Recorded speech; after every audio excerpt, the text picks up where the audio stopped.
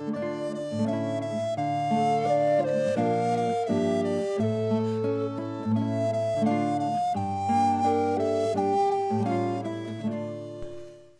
Palestine, un petit village. Un petit village avec quelques maisons. Des maisons pas comme chez nous.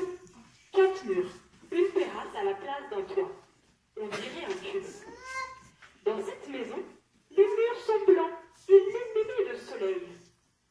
Un jour, une jeune fille dans cette maison. Elle s'appelle Marie. Elle a 16 ans, elle est déjà fiancée.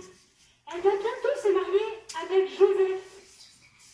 Joseph qui est charpentier dans le même village qu'elle à Nazareth. Joseph sait tout faire avec le bois. Il répare des maisons et construit aussi les barques de pêcheurs. Un jour, dans sa maison, Marie travaille. Elle pétrit du pain ou elle lave des légumes pour la soupe. Quand tout à coup, elle sent une présence. Elle sent quelqu'un, mais elle ne l'a pas vu venir. Cette présence, c'est l'ange Gabriel. Il vient lui dire « Bonjour, Marie, réjouis-toi, quelle chance tu as, Dieu t'aime. » Marie est un peu surprise. Elle ne s'y attendait pas. L'ange la rassure en lui disant « N'aie pas peur, Marie. Si tu le veux, tu seras la maman d'un enfant formidable. Plus tard, il fera de grandes choses. Et on l'appellera le Fils de Dieu. » Marie répond « Comment cela va être possible? Je ne vais pas avoir d'enfant, je ne suis pas mariée. » L'ange lui dit « Ça ne fait rien, c'est Dieu lui-même qui te donnera cet enfant. Tu vois, pour Dieu, rien n'est impossible. D'ailleurs, ta vieille cousine Élisabeth, dont tout le monde disait qu'elle ne pouvait pas avoir d'enfant, eh bien, elle en est à son 6e mois. Elle attend un bébé, elle aussi. Comme toi. Tu vois, rien n'est impossible à Dieu. » Marie réfléchit un court instant et dit « Oui, j'accepte. » « Que tout soit fait pour moi comme tu dis. Je me mets au service de Dieu, je suis sa servante. » Puis l'ange la quitta. Marie est un peu bouleversée sous le choc. Elle veut partager sa nouvelle avec quelqu'un. Elle veut aller rendre visite à sa cousine Élisabeth. Mais c'est loin à pied, 120 kilomètres. Et à l'époque, il n'y avait ni voiture ni train. Mais ce n'est pas grave. Elle veut quand même y aller à pied tellement elle est heureuse. Elle rejoint une caravane. Elle fait un voyage longtemps, plusieurs jours. Et enfin, elle arrive dans le village d'Élisabeth, sa cousine. Et quand Élisabeth ouvre la porte, Marie est stupéfaite de voir déjà le gros ventre de sa cousine. Élisabeth lui dit « C'est formidable, c'est merveilleux, tu as une chance extraordinaire. Dieu te fait plus de bien qu'à toutes les autres femmes. Comment c'est possible que la mère de mon sauveur soit venue me rendre visite ?» Marie n'a pas eu le temps d'ouvrir la bouche. Élisabeth la fait entrer et lui explique. « Tu sais, quand tu m'as appelée, l'enfant qui est dans mon ventre a bondi de joie. J'ai tout de suite compris ce qui se passait. Que je suis heureuse de ta visite. » Marie est folle de joie. Elle s'écrie « Dieu est formidable, c'est génial ce qui m'arrive, ce que Dieu me propose. Quelle joie, quel bonheur. Je ne suis qu'une jeune fille, mais il me fait confiance. C'est incroyable, quelle joie. Dieu est bon et fidèle. Il ne s'intéresse pas aux richesses, ni à l'intelligence, ni à la couleur des cheveux, ni à la couleur des yeux, ni à la couleur de la peau. Dieu est fidèle. Il veut le bonheur de tous les hommes de la terre. Il fait confiance aux petits et aux pauvres. Il tient ses promesses et nous aime à la folie. Toi, Marie enceinte, il n'est pas content.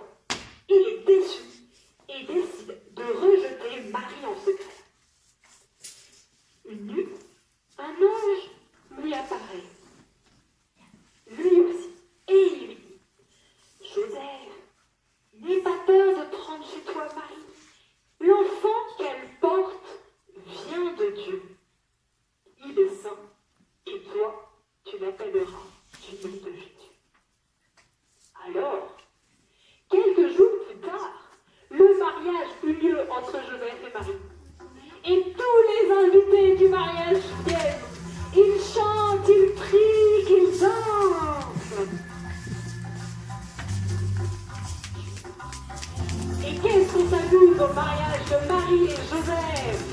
Comme nous sommes heureux. C'est un beau mariage, tout le monde chante.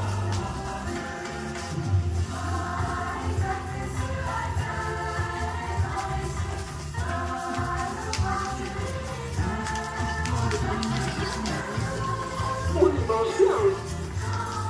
Et les jeunes mariés sont comme tous les jeunes mariés qui attendent un enfant.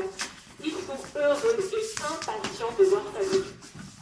Mais quelques jours plus tard, le chef du pays, l'empereur Auguste, décide de compter tous les habitants.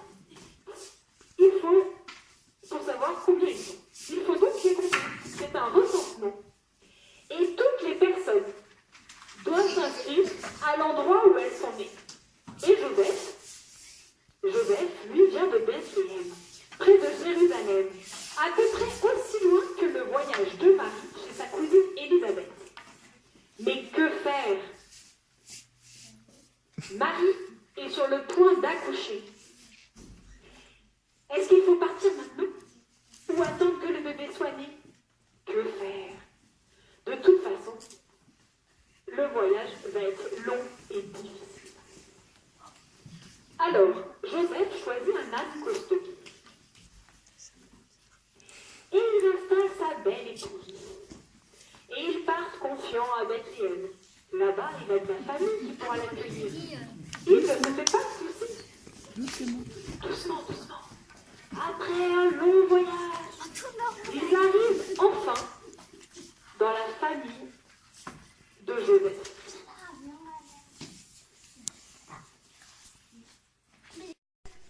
Ils entrent dans la maison qui ressemble à toutes les maisons du pays. Une seule pièce. Alors, quand le soir arrive, on déroule un papier. Et tout le monde se couche dessus.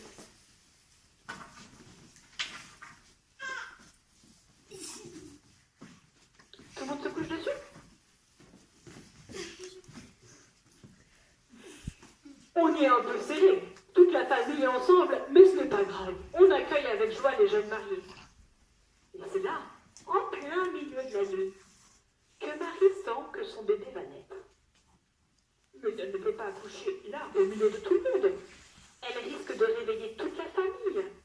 Alors elle se réfugie dans l'étable, qui est juste à côté. Dans l'étable, où il y a une mangeoire. Et puis, il y a un bœuf qui a servi à tirer la charrue ce matin. Et puis l'âne costaud qui a porté Marie pendant tout le voyage. Comme ça, elle sera près des animaux pour avoir leur chaleur. Et c'est ici, au milieu de la paille, dans une maison qui n'est pas la sienne, au cours d'un voyage, que l'enfant Jésus est né. Quelle joie pour ses parents! Marie l'enveloppe dans des langes pour ne pas qu'il ait froid et le pose délicatement, avec amour, dans la mangeoire qui lui sert de petit berceau. Et elle s'incline. À quelques kilomètres de là, des bergers. Des bergers qui gardent leurs moutons et ils dorment. Ils dorment tranquillement.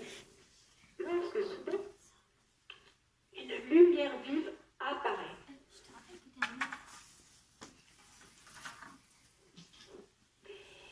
C'est comme si le soleil s'était levé. Réveillés, ils se frottent les yeux. Ils ne croient pas leurs yeux. Qu'est-ce qui se passe?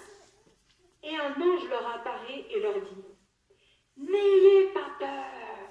Je viens vous annoncer une grande nouvelle. Le Sauveur que l'on attend, Jésus, est né à Bethléem. Vous le reconnaîtrez facilement. Il est emmailloté dans une mangeoire. Venez vite. Les bergers se précipitent. Ils prennent leurs bâtons, leurs moutons. Et tous les anges dans les cieux chantent: gloire à Dieu au plus haut des cieux, et paix sur la terre aux hommes qui l'aiment. Les bergers arrivent à Bethléem et ils trouvent le petit bébé emmailloté dans la mangeoire. Et là, ils apportent des jouets, mais pas des jouets comme vous avez vu. Par exemple, un berger apporte du lait de brebis. Un autre berger apporte sa couverture bien chaude